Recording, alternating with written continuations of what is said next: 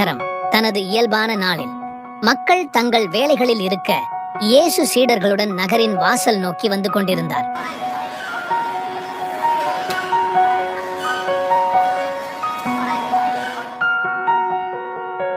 ஆனால் எதிரே ஒரு வேறுபட்ட காட்சி அவரை எதிர்கொண்டது.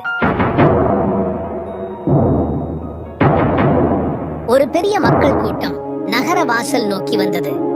முன்னிலையில் ஒரே மகனை இழந்த விதவை கண்களில் கண்ணீருடன் நடந்தாள். கணவனை ஏற்கனவே இழந்திருந்த அவள் இப்போது தன் வாழ்வின் ஒரே ஆதரவாக இருந்த மகனை இழந்திருந்தாள்.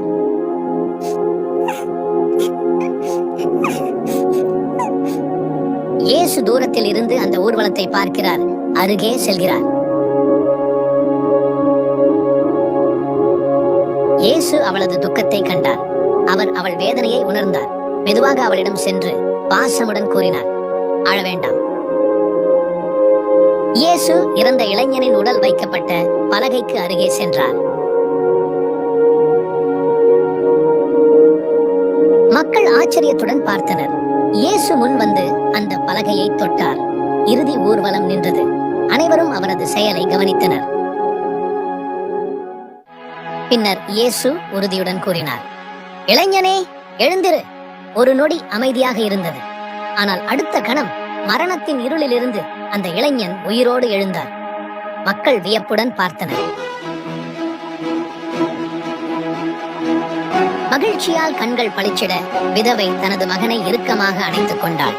துக்கத்தின் கண்ணீர் இப்போது மகிழ்ச்சியின் கண்ணீராக மாறியது. மக்கள் எல்லாரும் பயமடைந்து, மகா தீர்க்கதரிசியானவர் நமக்குள்ளே தோன்றியிருக்கிறார் என்றும் தேவன் தமது ஜனங்களை சந்தித்தார் என்றும் சொல்லி தேவனை மகிமைப்படுத்தினார்கள். இயேசு இரக்கமும் அன்பும் நிறைந்தவர். அவர் மரணத்தின் மீதும் அதிகாரம் கொண்டவர். துன்பத்தில் இருக்கும் எவரையும் அவர் பார்ப்பார். அவரால் மட்டுமே ஒருவனை உயிரடைய செய்ய முடியும்.